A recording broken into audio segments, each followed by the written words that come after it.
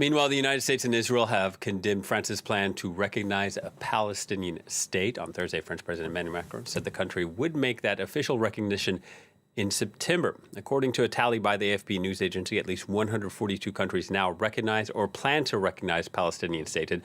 France would become the most significant European power to do so, and the first among the G7 wealthy democracies to do so. For more, let's speak to our foreign editor, Ketavan Gorjestani. Hello to you, Ketavan. Tell us a little bit about the reactions to France's plan. Well, unsurprisingly, it sparked angry reactions from the Israelis, with Benjamin Netanyahu saying that the move rewards terror, adding that a Palestinian state would be a launchpad to annihilate Israel, not live in peace besides it.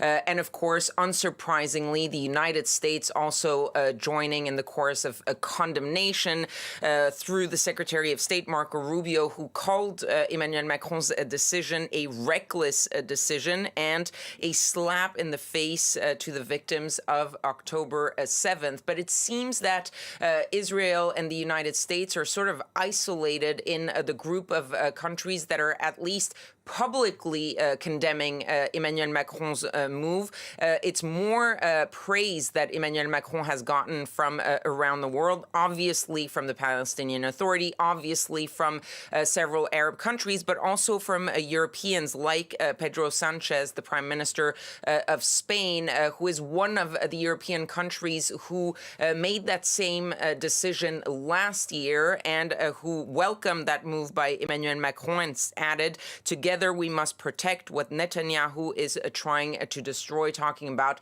the future of that two-state solution.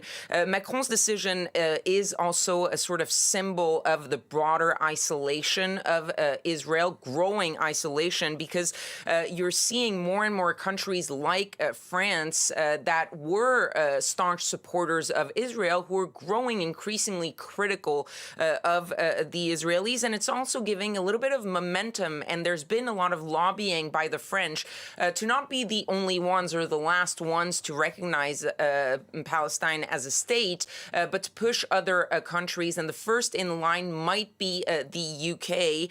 And Keir Starmer yesterday stating that a ceasefire will put us on a path to the recognition of a Palestinian state. And that's what the French are trying to do, sort of push other countries to possibly follow in their footsteps. Yeah, and this, as a humanitarian situation, just gets worse and worse. So this criticism seems to be snowballing, especially after we've seen so many really awful images coming out of the Gaza Strip. Absolutely. And I was just talking about the UK Prime Minister, Keir Starmer. He's holding an emergency call with Emmanuel Macron as well as the German Chancellor later today. And in a statement explaining why this call was warranted, he talked about the suffering and the starvation unfolding in Gaza and calling it unspeakable and indefensible. Now, Macron in his statement also talked about the urgent priority of ending the war in Gaza and of bringing a relief to the civilian population. But you're seeing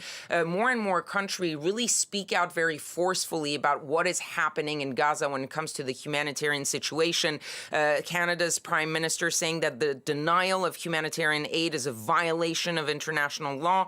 The Australian Prime Minister said that preventing access to humanitarian aid to civilians cannot be defended and cannot be ignored. This comes, of course, just a few days after that letter signed by 30 foreign ministers, largely Europeans, but also the Canadian, the Australian, or the Japanese, calling for the end of the war in Gaza, calling for more humanitarian aid. Obviously, statements are very symbolic. There's no real concrete move as to what comes next.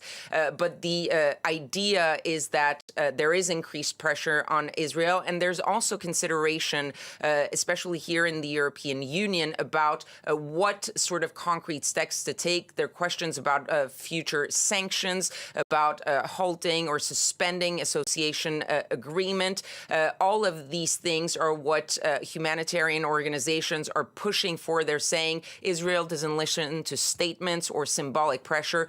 They need to step up and follow up with more sanctions. All right, Kevin, thank you very much. Kevin Gorgeous, French 24's foreign editor.